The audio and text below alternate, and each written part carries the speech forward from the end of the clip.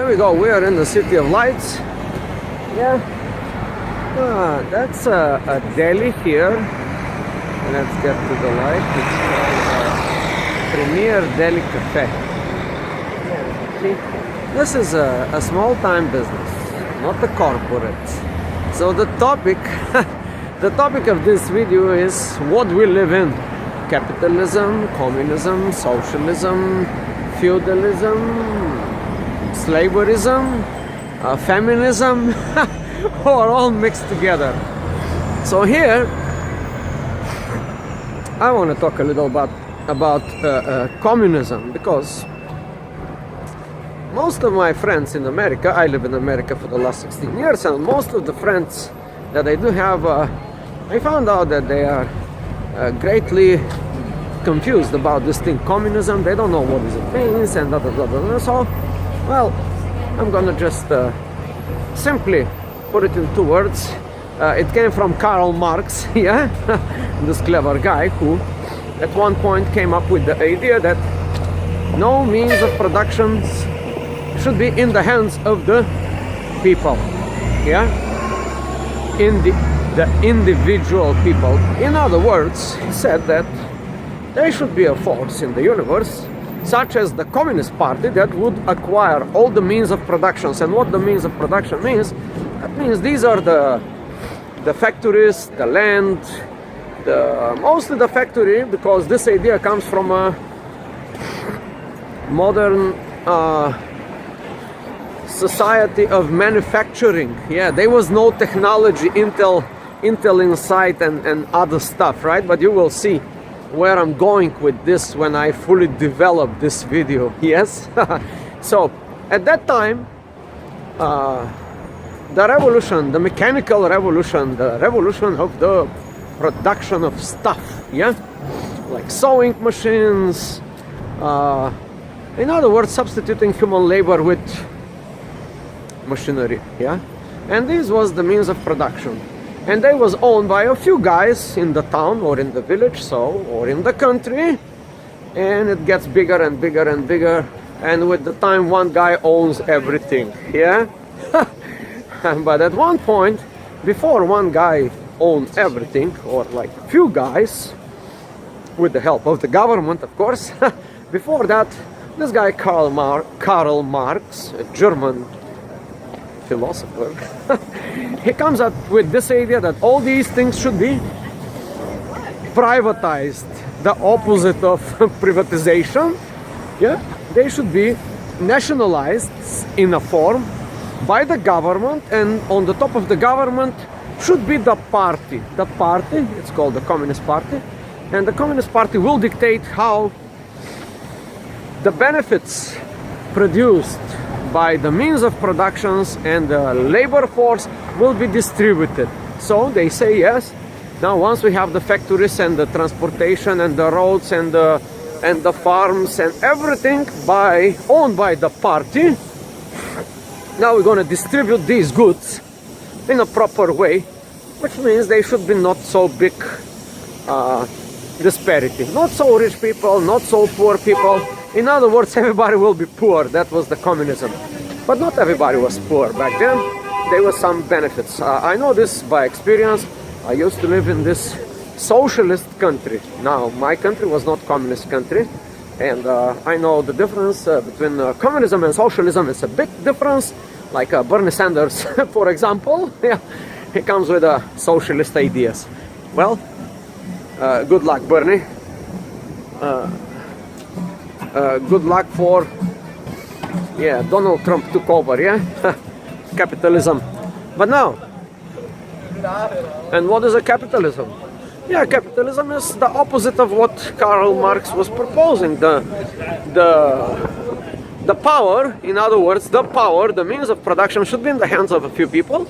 Like, for example, in New York City, most of the property is owned by a few guys, one of which is Donald Trump, Mayor Bloomberg, all these noble people, yeah, they own half the town, and a few little landlords with 200 buildings, with 500 buildings, with 10,000 buildings, with some blocks, so around the block, yeah. These are these guys, yeah? So they do have all the power because,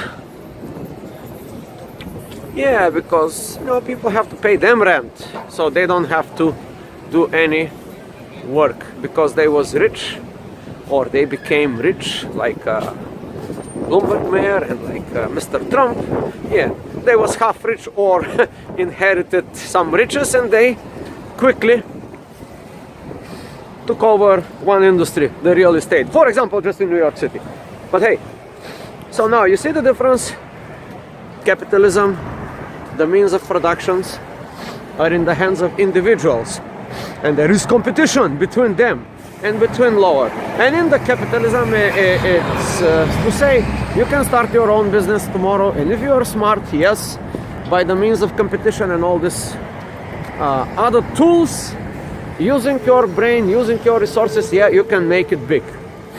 Well, good idea, but in reality it doesn't work. So don't believe the hocus pocus of this guys that all of a sudden, for example, sold Snapchats for $2.5 billion, and 23 years old guy became a billionaire. That is a bullshit. First of all, the guy didn't become a billionaire or whatever. You know, it's just the capitalist propaganda. Now, in case like this, the guy sold for whatever you hear on the news 100 times less, and he is subjugated to the policy of the venture capital entity that takes over his idea. Yeah, that's how it works. And that's how it works now in business. And what is this kind of structure we live in? Is it capitalism? Is it communism? Or it's more like a communism or corporatocratism? Yeah, that's a new term. I did not invent it. It's called corporatocracy. The new people, the new masters of the world, the CEO of these companies. So now, if you come up with an idea, yeah, if you come up with a good idea for the new Google tomorrow, if you are like super smart genius, and if you come up with this idea, yeah, you can make a few $1 million, but yeah, if you're like super smart like Zukerberg, yeah, you may hit the billions, but this is like 1 in a billion. Yeah, Zukerberg is 1 in 7 billion, for example. So get your dreams a little bit. Don't. I'm not suggesting not to dream big, but just get a little bit more real. And now this has to do with the new social structure that we live in. And since I come from the capitalism, from the socialist country with communistic ideas, and now I live in America with totally capitalist society, I tell you that we more likely resemble now 2017 in the United States of America. The structure is more resembling of a communism than anything else I've seen. Yeah, it's true, because this is how it works. There's not really real competition. If you look around in the big cities, which are the major yeah, maybe in your village with 500 people, if you open a pizza place, yeah, maybe you can compete with the guy next door who also has a pizza place, till Pizza Hut comes and wipe you out, and goodbye competition. You call this competition? I don't think so. Yeah, just get real, okay? If you live in a big city, if you open a business, yeah, prepare some of these big giants to come and wipe you out. And now also prepare from the big giants like Best Buy, for example, to be wiped out by other giants, bigger than giants like Amazon. So I'm giving these facts. These are facts, right? One company priced $50 billion, $70 billion, you know. Amazon just hit $74 billion and stuff like that. Yeah, so $260 billion company worth, yeah, value in billions, like more than a couple of countries put together. So I don't know what kind of capitalism you're talking about. It's a worldwide communism, yeah, where one company rule all the industry. And now, how do I know that?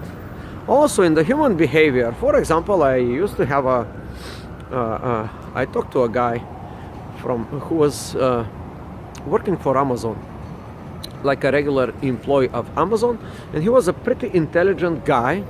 His job was to human resources. He was checking out who to start, and but I was fascinated by